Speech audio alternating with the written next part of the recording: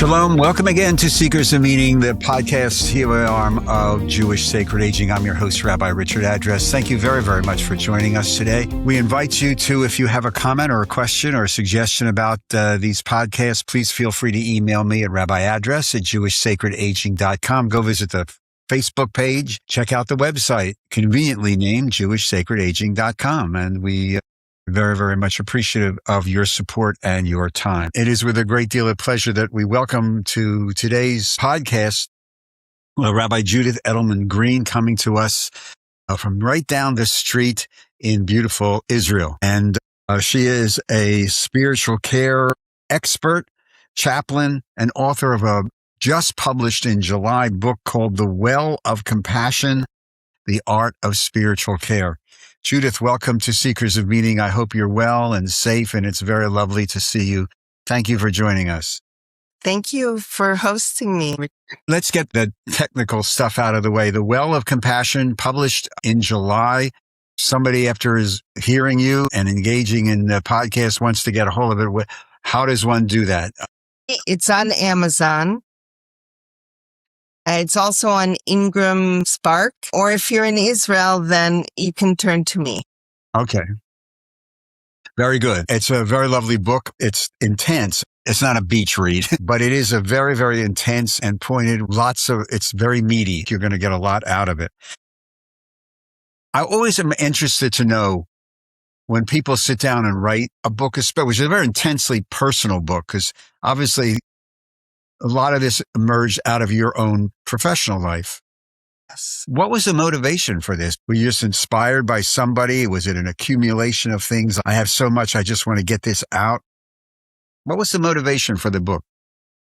I think it was the inspirational meetings that I've had over the years with the elderly in retirement homes, with my patients at Tel HaShomer Hospital over many years, and the people who come to me. I also support rabbis.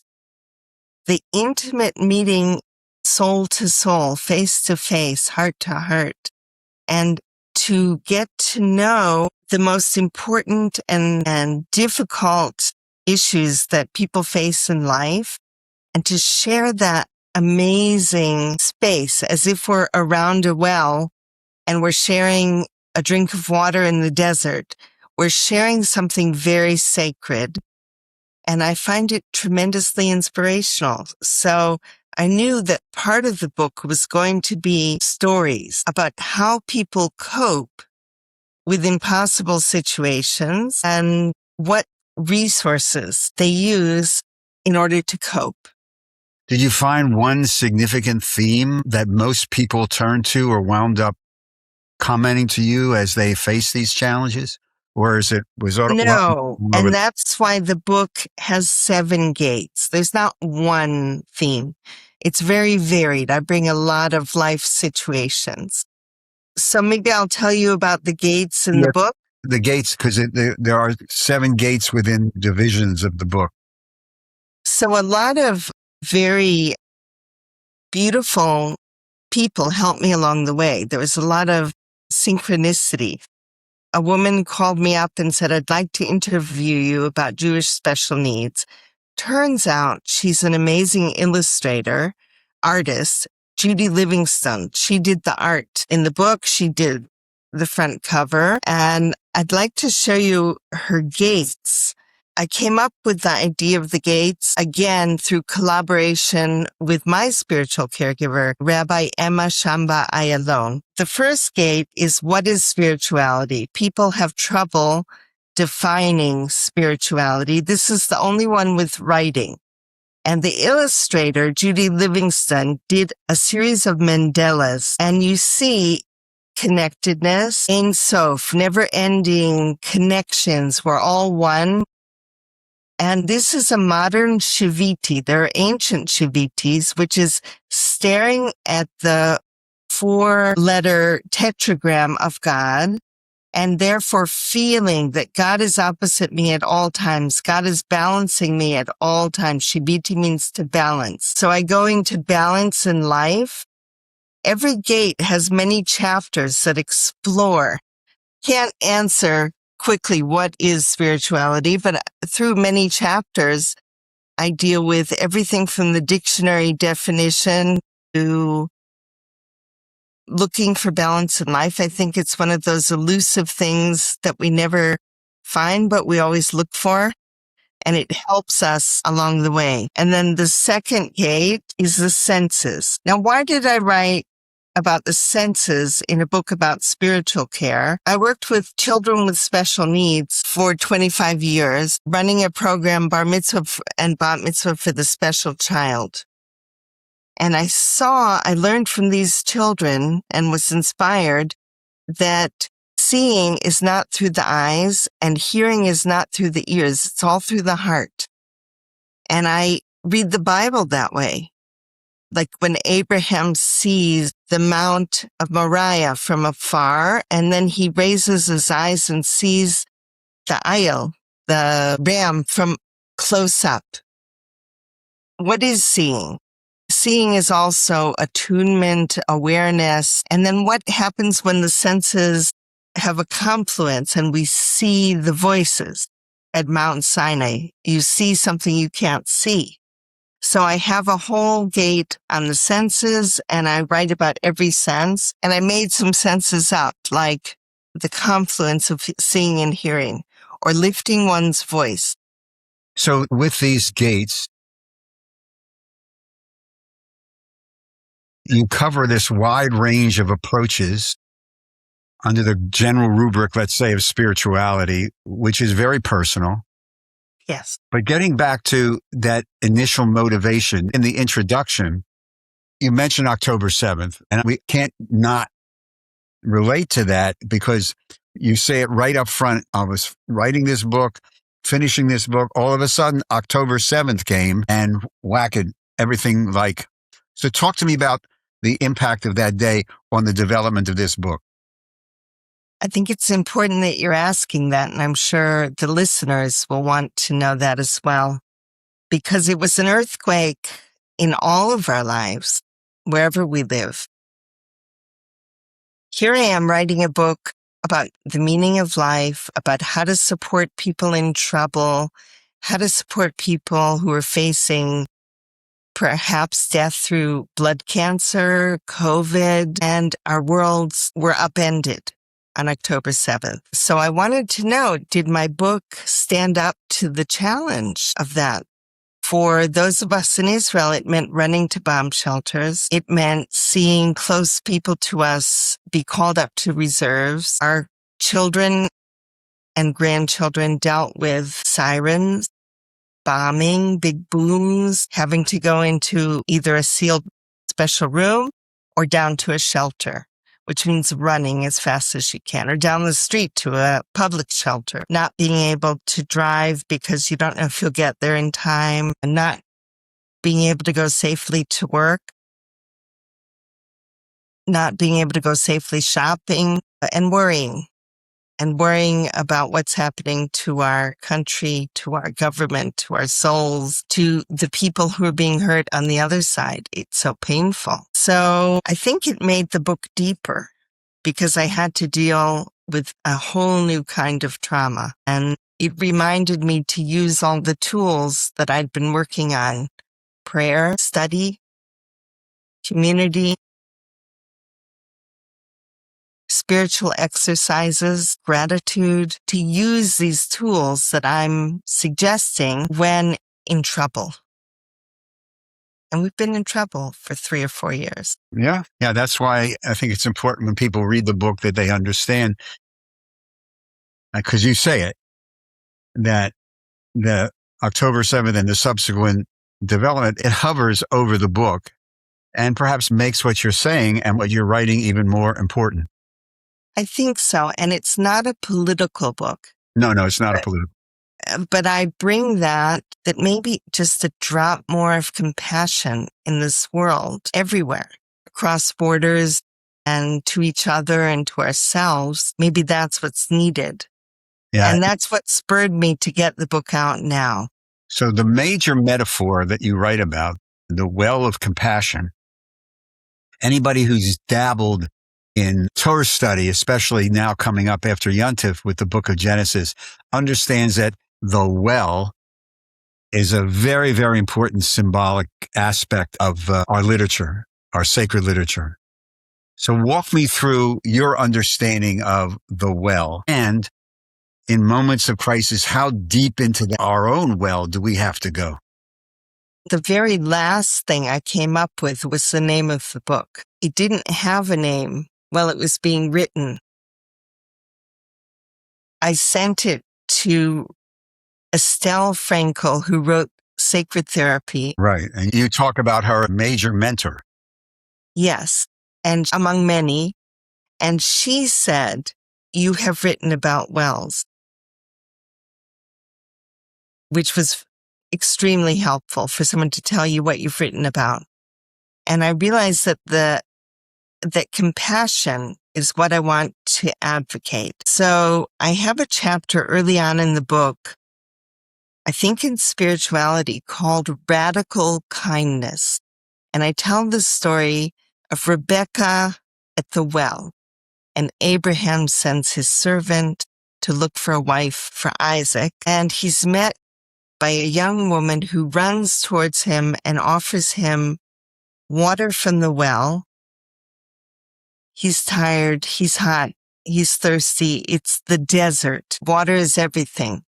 But she goes beyond greeting a stranger and welcoming a stranger and brings water to his camels. Well, think of a camel and how much they must drink and how much water she must have had to bring. And that's why I call it radical kindness. I think the act of going way beyond. So in the Bible, wells are a meeting place. They're a place of giving. They're a place of sharing.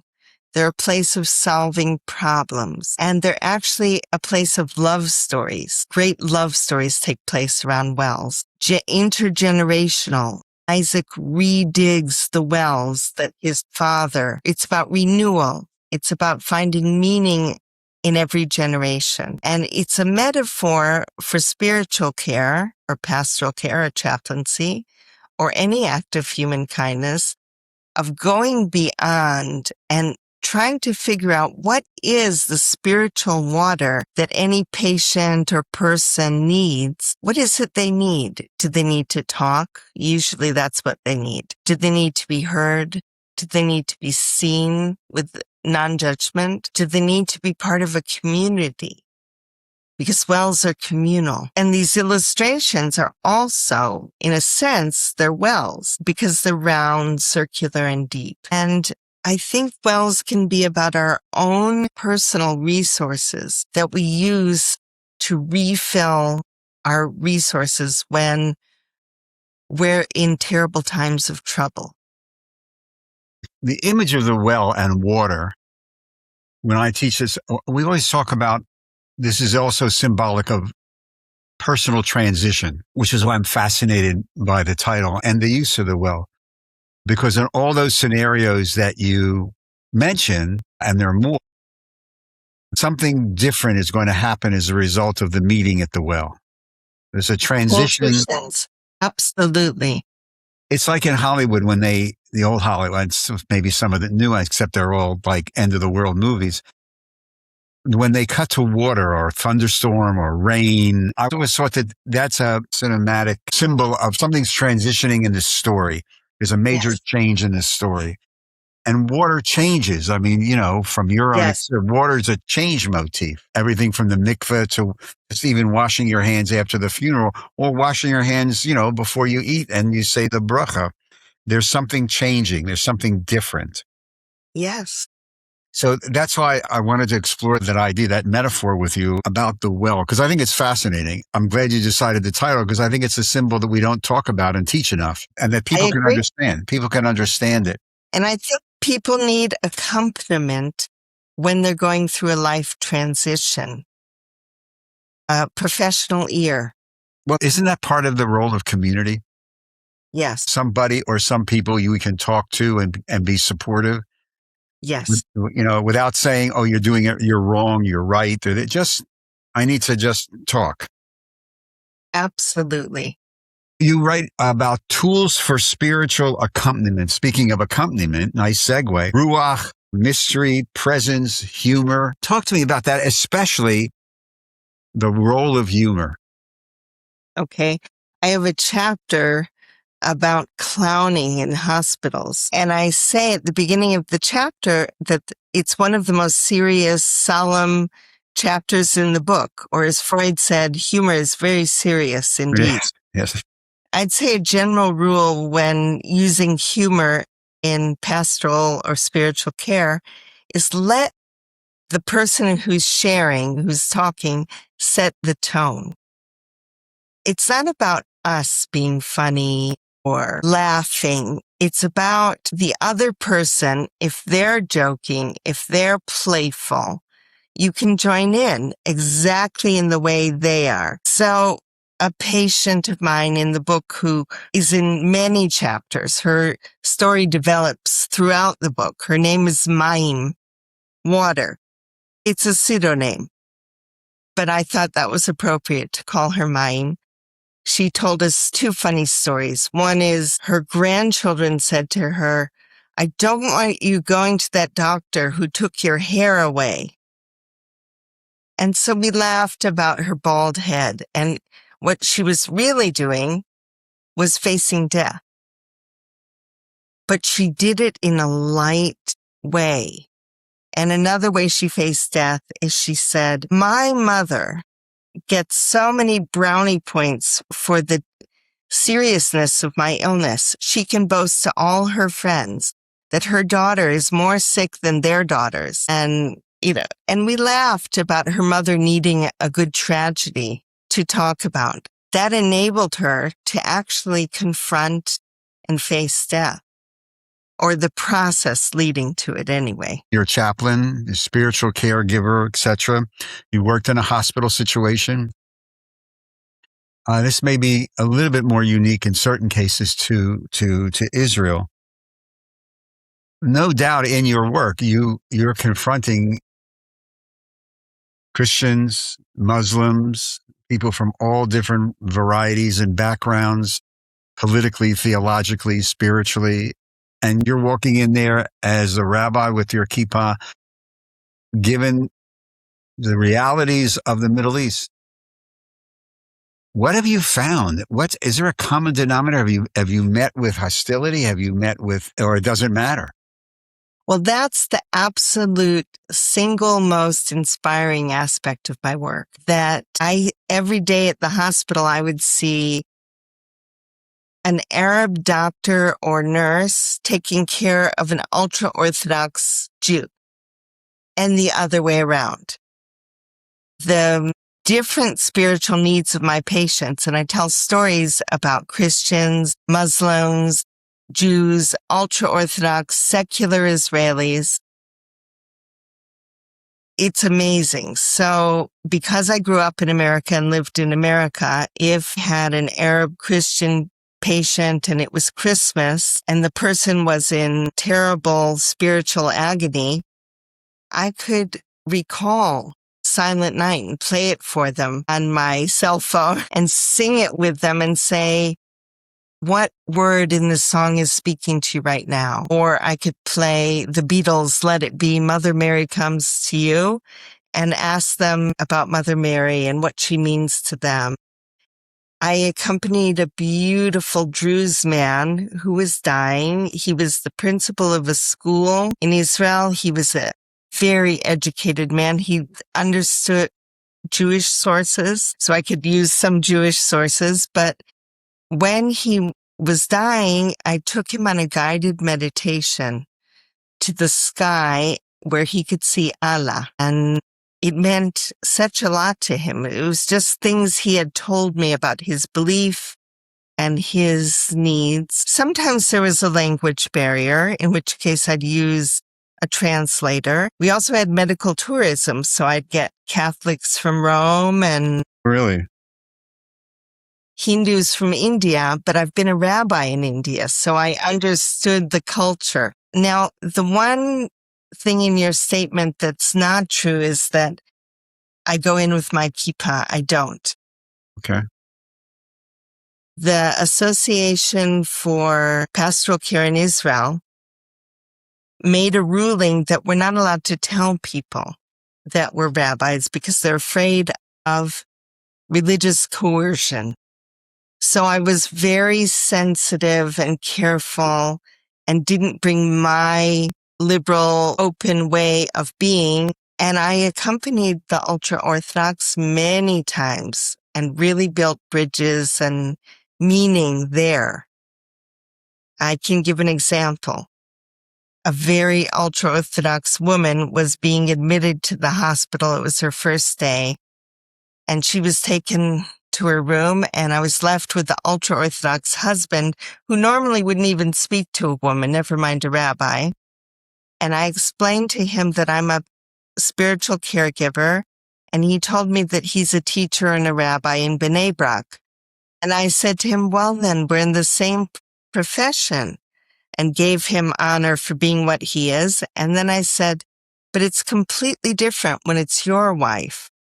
And then he opened up completely and told me that he had negative associations with hospitals. And he also used humor.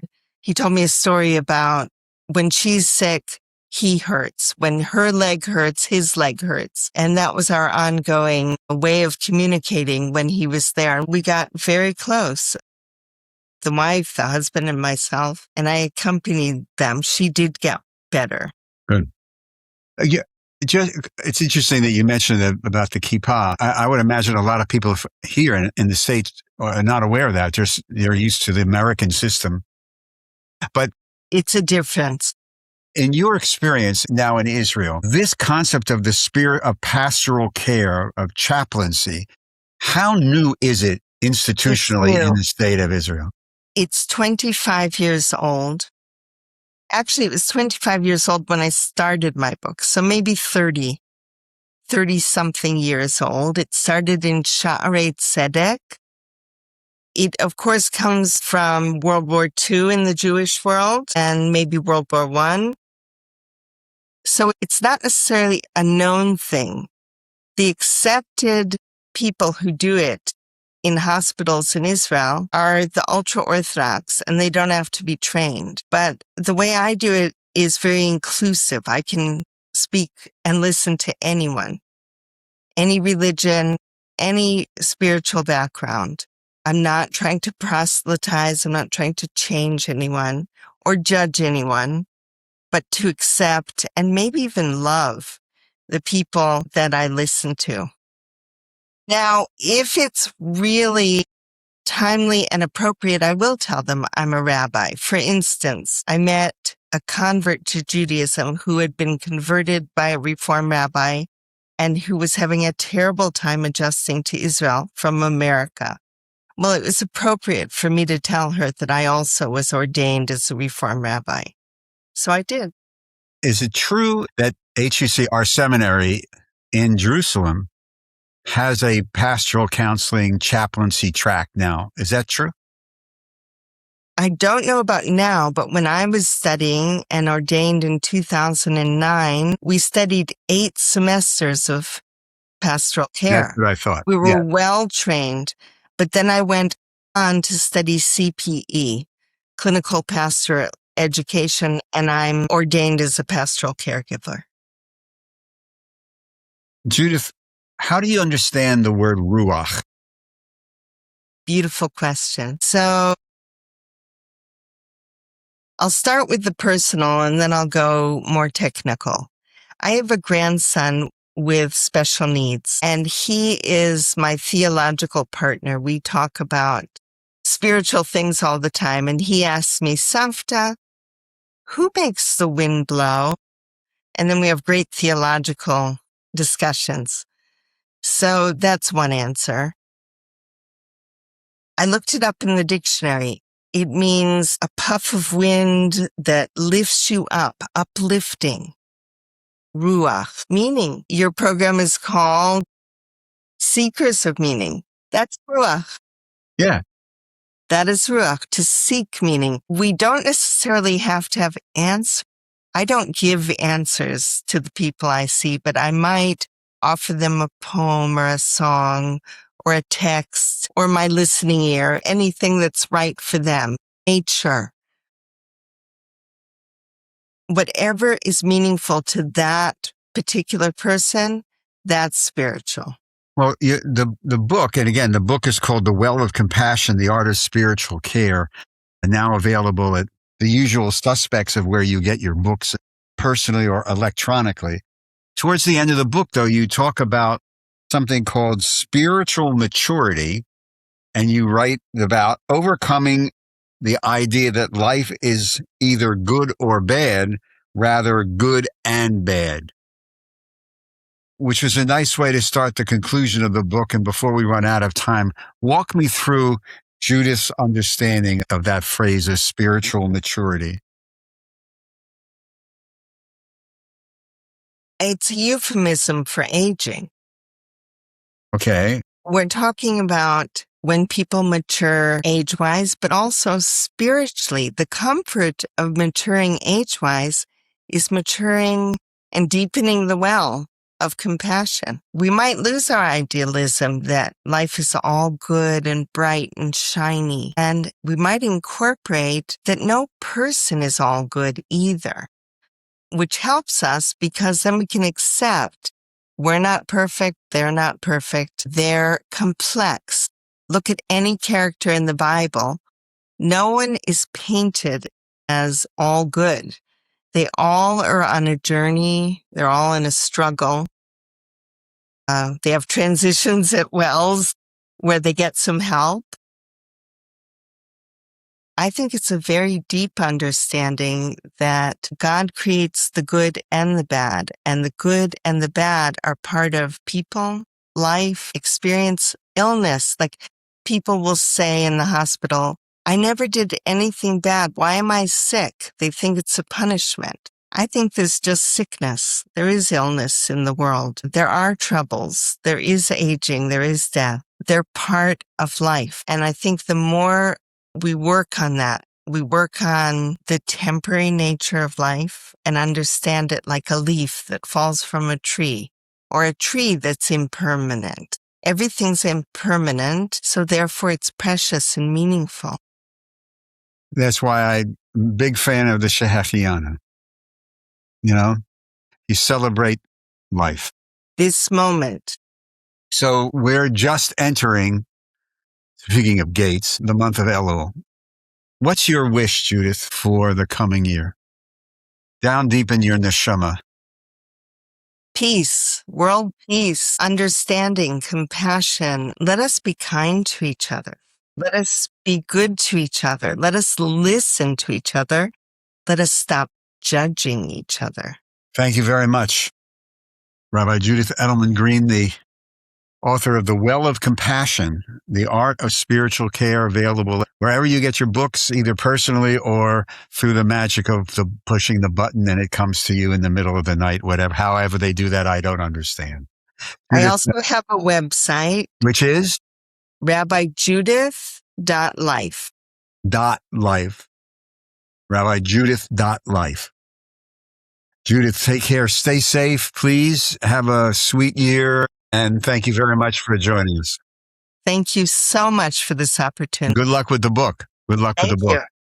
To all of you, thank you very, very much for joining us on today's edition of Seekers of Meaning, the podcast TV arm of Jewish Sacred Aging. Again, I'm your host, Rabbi Richard Address. Thank you for joining us. Again, check out the website, jewishsacredaging.com. On that website, you'll find a very conveniently located donate button. And if you'd like to support these podcasts and the work of Jewish Sacred Aging, just click on that, follow the prompt. If you or your organization would like to sponsor a series of these podcasts, again, just email me, Rabbi Address at jewishsacredaging.com. Seekers of Meaning is recorded at the Electronic Genius Studios of Lubetkin Media. And a big shout out to our producer, Steve Lubetkin, who is the guru of all electronic things. Thank you very much, Steve. To all of you, until we see each other on the next Seekers of Meaning, take care of yourself.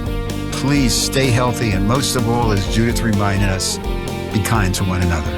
Shalom, lehitraot.